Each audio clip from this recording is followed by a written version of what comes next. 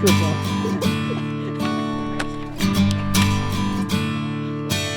know, photographers do these jobs to stay behind the camera. Yeah, man, you can tell we're a bunch of goobers that don't like to be in front of the camera, man. I hate this color. Which one am I looking at? Is that one there? We're all eccentrics. Are you still, you rolling still? Okay. Okay, just straight in this, okay, perfect. Here's your transition shot.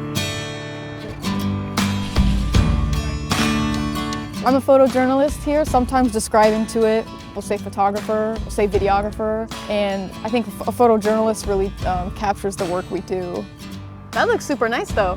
I am a multimedia journalist, I am a reporter, and I'm a photographer. I do everything.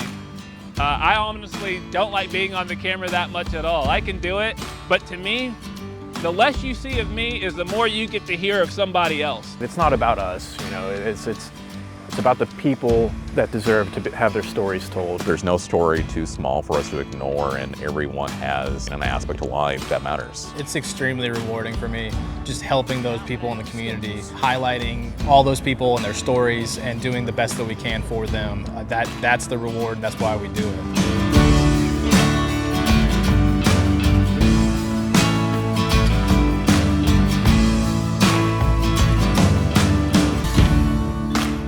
I'm grateful that our station really, you know, focuses on is the people, even though I'm like on camera right now, talking about myself.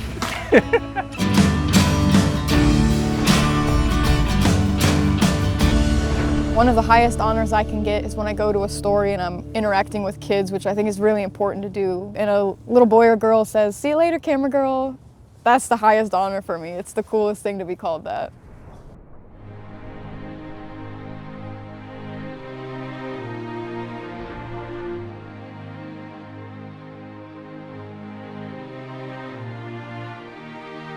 No, this was the first time coming here, and I mean, you can tell this is such a place of honor. As soon as you come here, it's just such a place of reverence as well. You just come and it's just the sounds of the fountain. There's just kind of a peace to it. And I remember thinking, like, it's kind of wild that the National D-Day Memorial is in such a small town, you know, but then you understand the connection that this small town has to D-Day and how much D-Day affected this small town. It makes sense, and I couldn't think of a better place for this place to be in terms of honoring those that went on that important day, you know. Yeah, a bit of a drive, about 2.5 hours, but you know, it's one of those things where 2 hours is nothing to tell a story like this. But on June 6, 1944, the soldiers would spearhead the invasion of Normandy. 19 Bedford boys from A Company were either dead or missing. Another Bedford man in a different unit was also killed. It was the largest per capita loss for one town in America. And knowing that, you know, I'm doing my small part to immortalize those stories, I guess, in a way. You know, it'll always be on the internet forever. You know, it's like 2.5 hours to drive to do this story is nothing.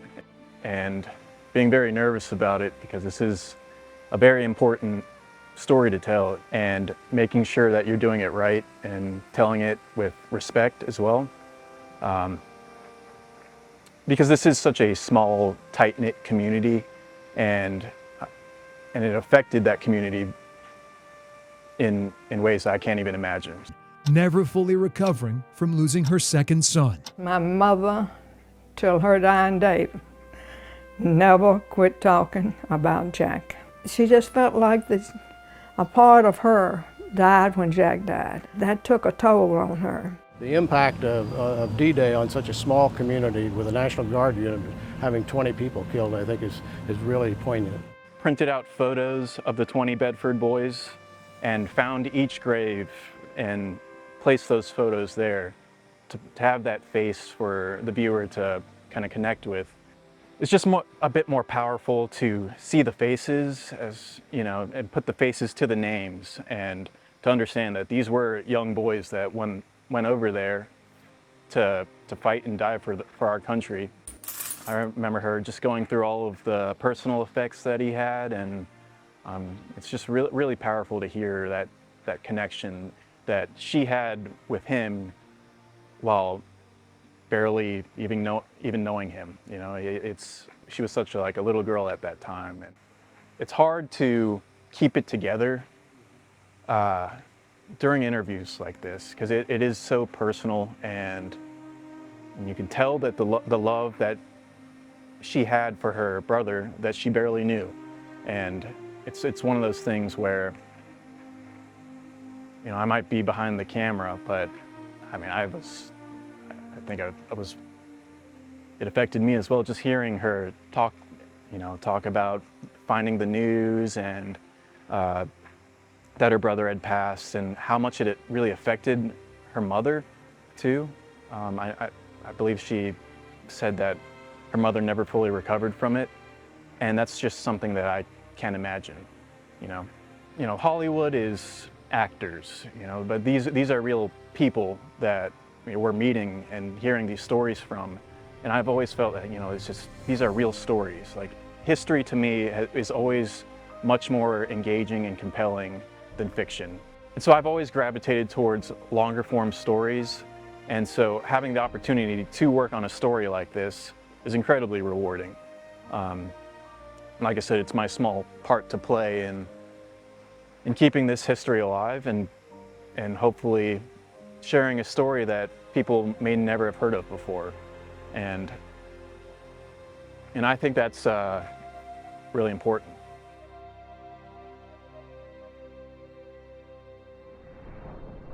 We can tell you that the one shot was heard coming from the woods behind the Ponderosa restaurant. The mere mention of DC snipers, it immediately, there's a lot of people that are like, oh yeah, I remember that happening.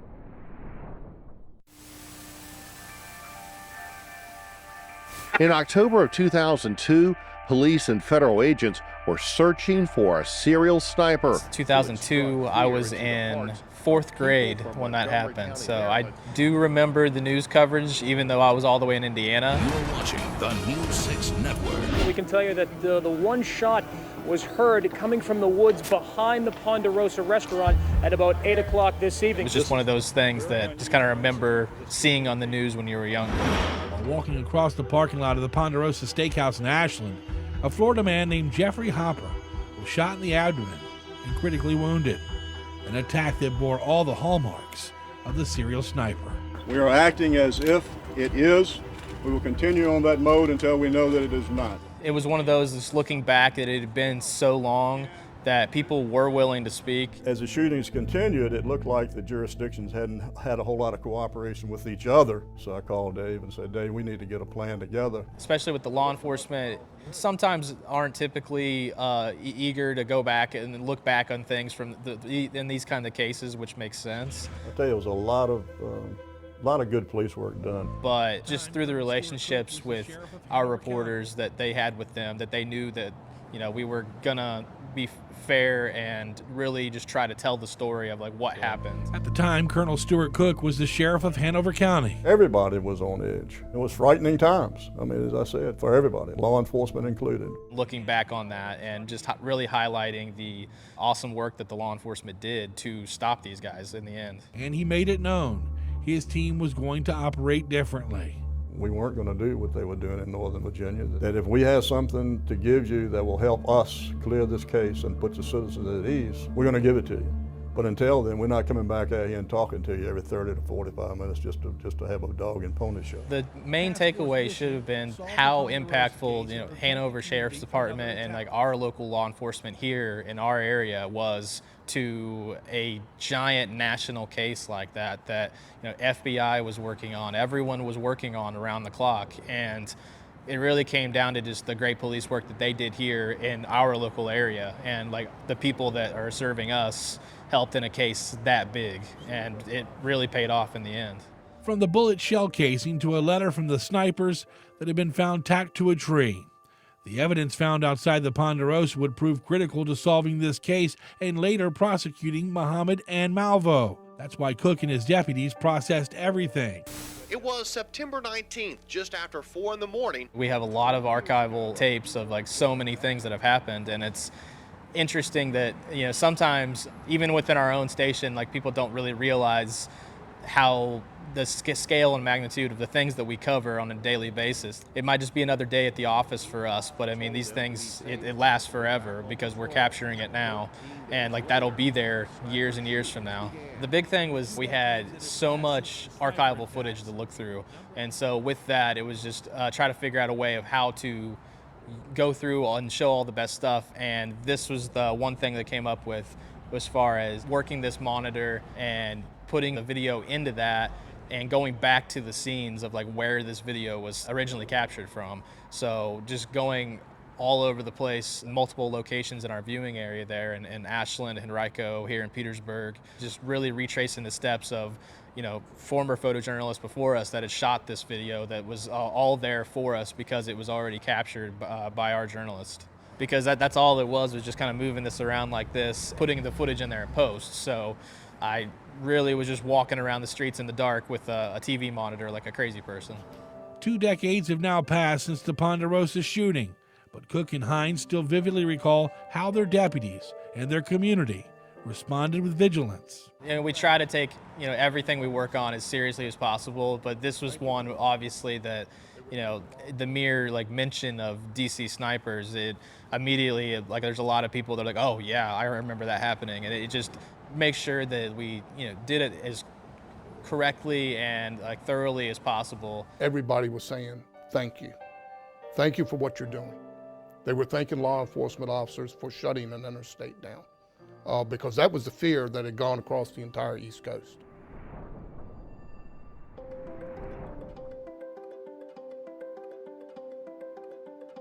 It was called like the Girls on Fire firefighter camp. I'd just say this is a really amazing camp. And it was just a camp that was getting girls interested in the career of firefighting because it's a male-dominated field and they want to show women that they could do it too. And so you had these young girls taking part of this camp, getting on the fire engine, using the tools, working the hoses. Up, down, up, down, up, down. Pull it. Left, right, left, right, left, right. Swirl, swirl. It was a nat package. So when you think of a typical story, you have the interviewee who you're speaking with, who the subject of the story is about, and then you have a reporter's voice carrying the story along, kind of the glue that puts all these pieces together. But a nat package or a natural sound package, that's when you just rely on the interviews. You just rely on the voices and the people that you speak with to tell the story without the reporter being involved at all. And those are some of my favorite ones to put together because it's an opportunity to take a step back and let someone else tell their own story. And there was this little girl, and man, as soon as I saw her like trying to tighten these pipes to stop this water leak. There you go, good job. I was holding one side with a wrench and I was tightening the other. And how enthusiastic she was, I was energized. And I was like, that's the girl that I want to speak with. I think she's gonna tell this story the best way. And she just lit the whole thing up. I mean, she just knocked that interview out of the park. Too, I like getting wet, as you can tell, and so I felt like I was really out in the field. But then also, if I was stressed out, I could just be like, oh, I'm right here. And my favorite part about the interview was, I asked her, I said, well, you know, you've taken part of this camp for a couple days. Do you want to be a firefighter now? And she was like, no, I don't want to be a firefighter. Even if you don't want to be a firefighter when you grow up, it's amazing to see like other women doing this sort of thing and people in general. And it's cool to be like, oh, wow, I could do this if I wanted. Like, this is amazing, you know? Now I know that this could be something I could do. It not only like touched me when she said that, but it touched a lot of the people who were organizing the camp. They're like, that's the whole reason why we're doing it, is because we're inspiring these little girls. And even though she didn't necessarily want to become a firefighter in that moment, you gave her an experience she's never going to forget. And I guarantee of the 60 girls that were at that camp, one of them got the bug in them to do that. And it was just such a fun story to put together. The audience, you're really bringing them into that situation that they didn't get to be a part of. And if you do it the right way, you make it feel like they were right there. And when you do a nat package or a natural sound package, it really, I think it allows the viewer to be immersed in someone else's story in a way that you can't do with a traditional story. It was just the organizers of the camp and this little girl, and I let them tell the story with the sights and sounds. Still one of my favorite ones that I've done to this day, and I'm really glad it came out the way it did. And yeah, I gave her a voice. It is so fun. You know, I'm sure she'll remember that for the rest of her life. I mean, as a photog, you're just looking to paint a picture of the story you're presenting. Taking in the sights. The water's not the same color as the trees. Through a viewfinder at Pocahontas State Park. So we did a story about these new viewfinders at state parks in Virginia that allow folks who are colorblind, they look through them and then suddenly they can see the fall foliage just like everyone else. So as a photog, you're like, well, what am I going to do here? And so, you know, we were able to use some photos that they provided us to kind of show the difference. And in editing, you can kind of go, you know, this is what they're seeing. The reaction of the folks when they first look in the viewfinder, and they're like, what? Okay, that's cool. Is that yellow on the middle of that kayak? That's incredible. You get to kind of like be there and be part of this little moment of joy with them. You know, it's a simple thing, just looking through a viewfinder and seeing, you know, the colors of canoes and the river and the trees. But for them, it's like Christmas morning. And we'll be able to benefit and encourage people to come see the world in a whole new light. Definitely need to get out more. It's pretty significant, for me at least.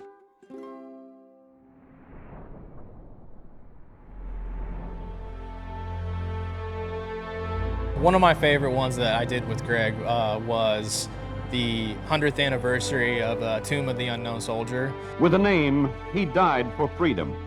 Now nameless, he will live as freedom's hero. We went to Arlington and we got to highlight the power of that place. If you walk in there and just experience that, we got to be there at sunrise.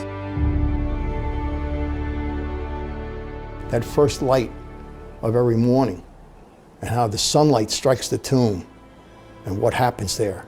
It's mystical. And speaking with a former tomb guard member who still feels so passionately about it to this day, and that it had been going on for 100 years. It was just a really cool thing to highlight. John Kennedy, and that's me standing right behind him. Even to this day, it's emotional because he was my hero. He was a hero to my generation. You know, not everybody will get to make a trip like that and be there and see those things, and then we're showing it to them and really highlighting those people. It's been put in our hands, that trust.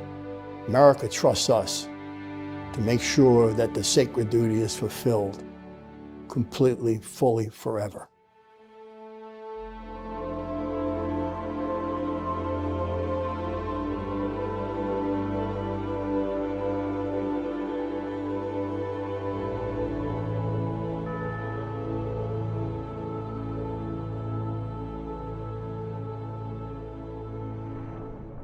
There's a lot at stake when you receive a rescue call. It's an emergency and you have to respond and do your best job to not only arrive with a sense of urgency, but also a level of calm to reassure people that they're going to be okay. And in this moment, they were okay because the team saved their lives ultimately.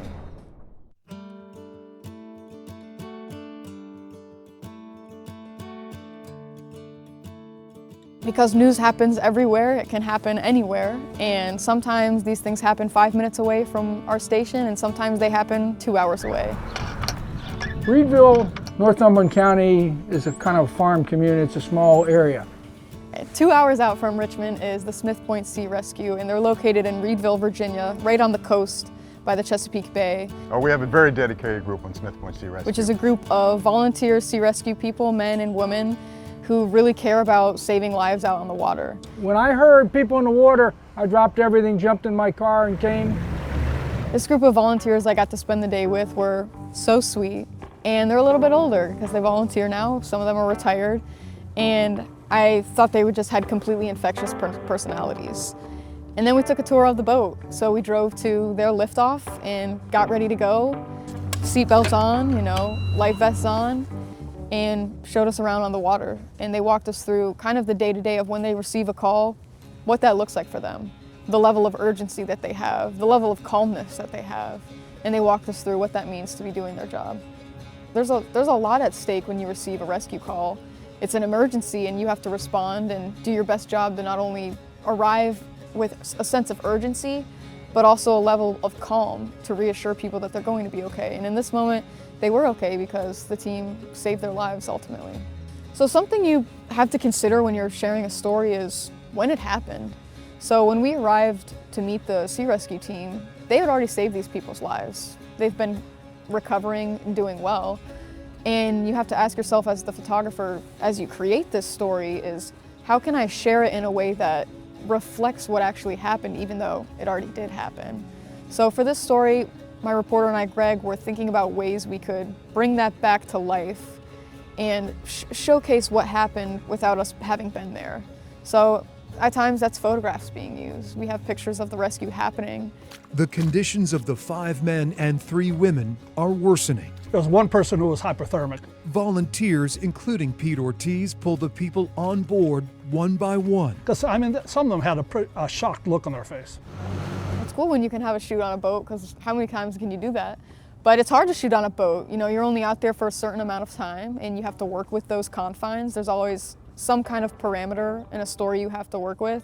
And on this day, it was being on a boat, having a small boat of space. Let's say the audio of just an engine roaring. And we're moving at fast speeds. There's a bit of wind hitting the camera. Being mindful of your sound, the visuals. That happens every story, and you have to work around that. But there are creative workarounds too, where, you know, sometimes we threw a GoPro in the water to kind of simulate the sensation of being in the water. A moment later, the vessel disappears beneath the choppy waves. But you make it work, and that's kind of the fun challenge of this job is every story has its unique set of parameters, and I'm gonna problem solve creatively, artistically, I hope, to still bring it to life working within those parameters. And I love how that story turned out. I love knowing I got to spend precious time with these people as they open their arms and let me into their world. And I'm filming something that I really hope reflects their experience as a team that's been doing this for so many years. And when you see the story come on the TV, I think there's a little bit of magic underneath it, knowing I helped them share their story. And hopefully I did it as best as I could. And they see themselves represented in it as they do their job every single day.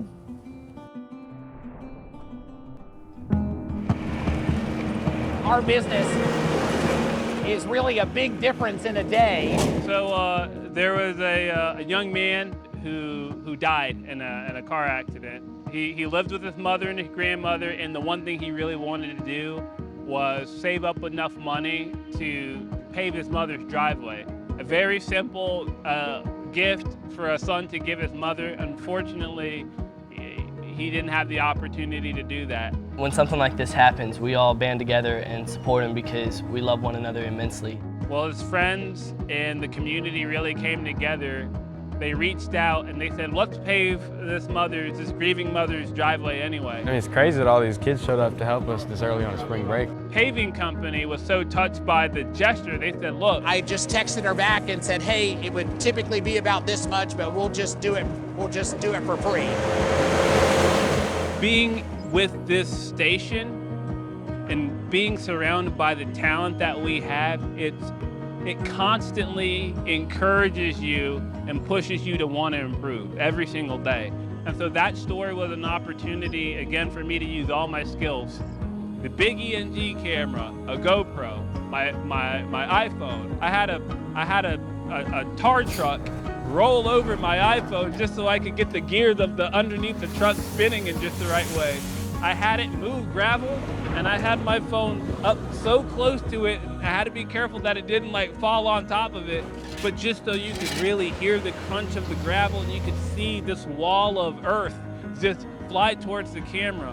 When I get to do stories like that, and when you hear someone plop down a rock, and you really hear that clank, when you see the steam rising off that hot tar before this roller kind of smooth it all out, it's almost like you're really there. You're putting someone in that situation, or at least that's what I try to do when I shoot. I'm so grateful for it.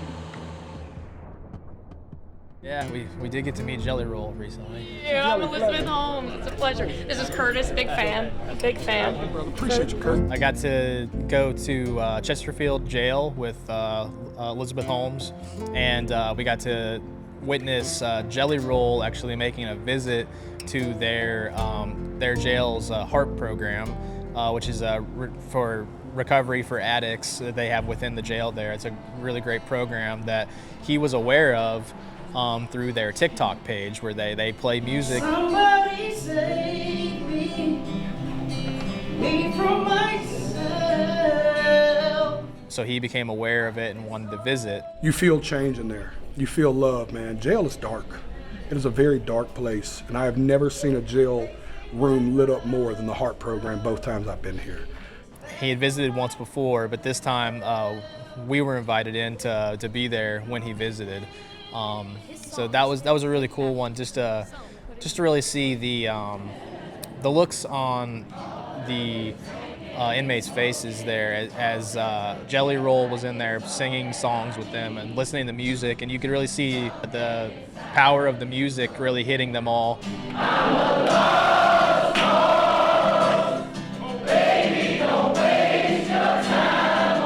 They look at him as like a modern day Johnny Cash, as like really speaking to them. Oh, I hear you, and we relate to it so much, man. And I mean, thank you for everything you do. And telling their stories through music, and like just everyone just singing and having a great time, and it was just a really powerful moment to really be a part of there. So that was really cool.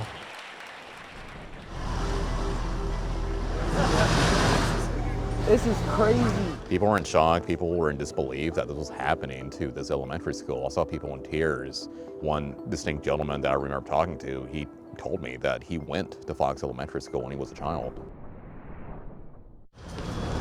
It was something I didn't expect, and it was early in my time here in Richmond. It's just a tragic loss to the community. And it was a night I won't ever forget. I remember turning down Robson and just seeing like a wall of smoke and it being so thick and so distinctive. This is crazy. People were in shock. People were in disbelief that this was happening to this elementary school. I saw people in tears. One distinct gentleman that I remember talking to, he told me that he went to Fox Elementary School when he was a child. I would imagine a lot of people were just here just looking at it because it's something that you just can't ignore. And for me as a storyteller, and most importantly as a journalist, I can't ignore this. It's been burning for about an hour, I know, at least. I'm really humbled just having people just talk to me with something like this. Looks like this thing is just getting started in a way. Woo! I hope the school isn't gone. Scary situation, and there was a lot of unknowns at the time, and I just did what I had to do and just talk to people. It's a historic property. The kids alone, what are they going to do on Monday when they have to go back to school?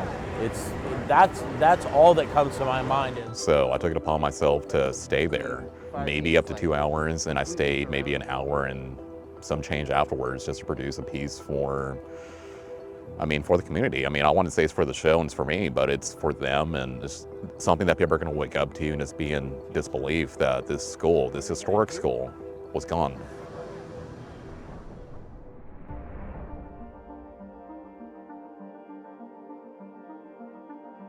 This scene would be described as chaotic right now from multiple people who are out here. I'm told from Crime Insider sources that at least 5 people have been injured. At least 4 of those people have been shot. My first day basically starting as a photog at this job, I came into work like a normal day, and we get a call from our news desk saying that there's been a shooting at this high school graduation ceremony, and I was told to go with a reporter right away, and I was one of the first people on scene. And so I think that's one of those moments, though, where I really kind of felt the franticness and the chaos, but also it's really important to kind of keep your cool as the one doing your job, so then other people around you aren't freaking out, but also so then you can be aware of your surroundings and to try to get those, moments of maybe someone getting wheeled out or something like that, where, if you're not in control, then the situation itself isn't going to be in control.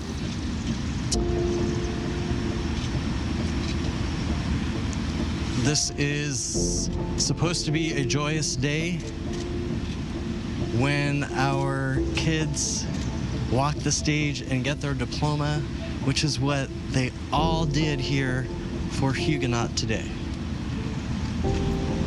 and walked out the doors into their families' and friends' arms, taking pictures. And then this tragedy occurred. When I think back about the fact that that was my first day, and that's, video that's going to be kind of probably having a lasting legacy within the Richmond area, puts me at a loss for words, because in sometimes of what we do, we get kind of desensitized to all the things that we're covering because most of the time they're not happy. But also it's important to be able to do those, breaking news stories about something that might have been tragic in a community, so then it's not forgotten. And so by being a part of that and being a lasting legacy with that through being a photojournalist here is kind of, I guess, one of my favorite parts about this job, is that even in those terrible moments, you're still, providing a justice for people to know about, what's happening. I had a dream that I saw my mom on a news station. So I called my dad and I said, wasn't Mom on TV adopting a dog once? And he was like, yeah, I think she was. And I said, well, I'm gonna reach out to the news station and see if they have that video. And my husband immediately was just like, they're not gonna have that video, it's too old. That was a woman that on a random email to our station reached out to us saying that she believed that her mother was on TV on our station. That was it. She just wanted to see the tape of her mother. I knew deep down that it was a long shot. What made it so powerful was that her mother actually committed suicide years later, and that was the only video that there was of her mom. You're gonna get me choked up. Who knows what I could have said or what I could have done in that moment to maybe change her mind. Literally, this is all I have of her. Just because back in that day, the parents took all the pictures and they would ask me, well, do you have any videos of your mom? Do you have videos when you were a kid? I'm like, no, we didn't have that back then. Not everyone had a huge video camera, back in the day. Our executive producer, Mike Bergazzi, dug through the tapes and everything, found this tape. We digitized it, actually went to North Carolina to meet with her so she could see the tape. These animals will now be properly cared for. Most of the new owners were aware of their past mistreatment. So we're gonna go take her straight home, give her a bath, make her feel part of the family. Anyway, Josh, she's gorgeous, isn't she? In Hanover County, I'm Jay Ariano, WTVR News Channel 6. Oh my goodness. That was her. Wow. Oh my goodness, just to hear her voice. Oh my gosh. That was just a really, really powerful moment, and to capture that and be able to share that story, that meant a lot. Words can't explain how excited I am right now just to see her and hear her talk. That was wonderful. Thank you so much. Wow. Anybody else watching it, that's another one of those, that didn't really matter as much. It was for her and her kids just to have that memory that they wouldn't have had if another photojournalist, didn't record this, and the reporter didn't pick her out of the whole parking lot of people and talk to her. And watching the video, I see her alive and speaking. And that's almost like it was yesterday. Just to see her breathing and happy and living her life, it's worth everything. Another one of those examples of it's just another day at the office for us, but this is lasting impressions forever that really means a lot to the families and the different members of our community that we are highlighting. That lives on forever because they captured it that day. It's either going to be something that's the best day of someone's life or it's the worst day of their life. Those are the situations where it's even more important to be a voice for the voiceless, to be a listening ear when they're speaking, and I mean really, really listen. And I was holding him in my arms, telling him, Papa, no, don't down me, Papa, don't down me.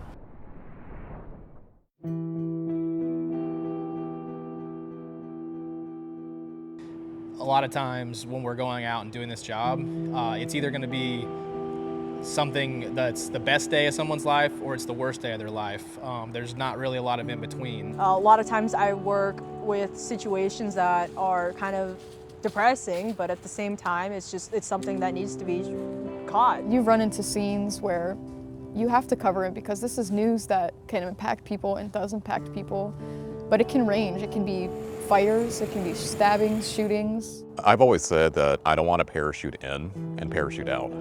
They're people first and not characters. They're people. These people matter, their voices matter. I mean, there is, unfortunately, a lot of evil in the world and a lot of bad in the world. Terrible human being. You destroyed me, you destroyed my family. It got to the point where if I would just let it happen, it would go away faster. And a lot of times, the people that are affected by the bad don't get the justice that they deserve. And, you know, it's one of those things where we can do our part to share their voice and do our part to say, hey, like, this is wrong and this needs to be addressed. Those are the situations where it's even more important to be a voice for the voiceless, to be a listening ear when they're speaking, and I mean really, really listen. And I was holding him in my arms, telling him, Papa, no, don't down me, Papa, don't down me. Because it's so easy to gloss over it. And when you gloss over it, that's when people stop talking. That's when people stop caring. I care every single day about the job that I do. Sad stories, they're part of life, and but they also give you an appreciation for what you have and helps you keep things in perspective and not sweat the small stuff. So I don't like doing those stories. Some of them are really important, and I'm grateful for the perspective that it gives me. That's always tough, but at the same time, it can start out as a low point for people and what they're going through right there. And by telling their story and doing what we can do on our side of things, sometimes it can help lift them up out of that spot. I generally care, and a lot of my coworkers generally care too, and I get a lot of inspiration from them. And I really hope that people understand that. I mean, I'm trying to let their voices be heard. What was it, Mr. Rogers, who said, you know, look for the people responding? So, you know, for every tragedy out there, you know, try to be the yin yang to that. But after the fact, when a story airs, it is so rewarding to know that meant something to someone, that they felt understood, that their voice was shared. And if we can do that, then we're doing our job, to be there for people, to be there for our community where we live, and let them know that people care about them.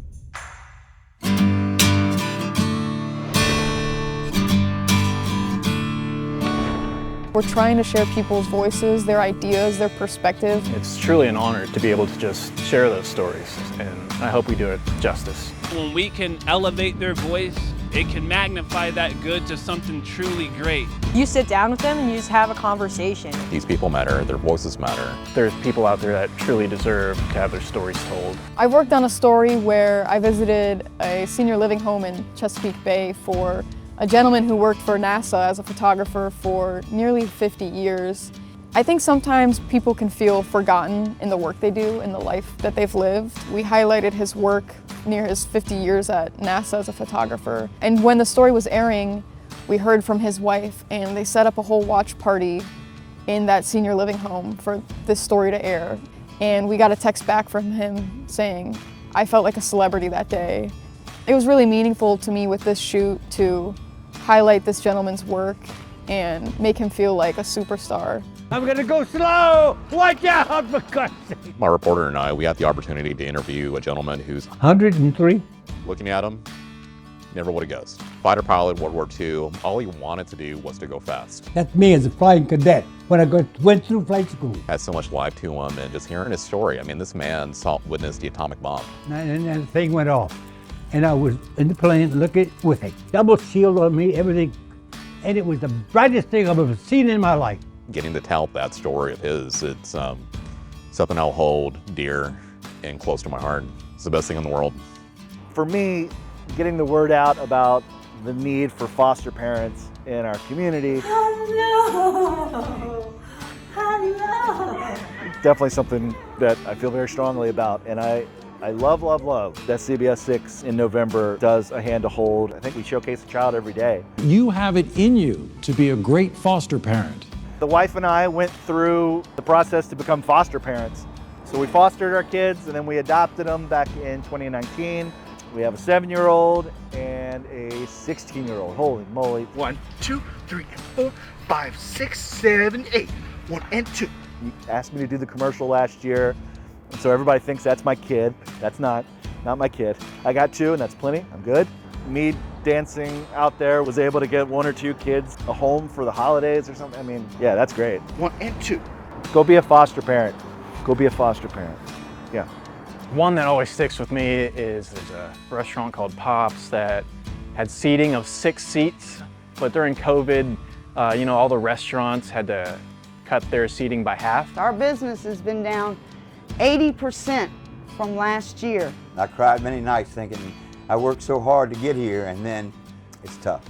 It really is. It was something that we can go out there and really highlight, this great little community staple. And after it aired, like the next day, there was a line going all the way out of this restaurant, and they had told us that you saved our restaurant, and I'm just happy I could just do my small part in that, It's a very awesome responsibility, and I try not to take it for granted every day. When you tell their story the right way, you can really change someone's life, and that's really awesome. The fact that you can help people when they feel like they have nowhere else to go or nowhere else to turn. You can make someone's day. Maybe you make them believe in themselves a little bit more. I'm glad I work for a place that understands, you have to be a human first, journalist second. It's one of the things I'm grateful for, to be able to do this job, because sometimes it doesn't feel like a job. It just feels like going out and having fun.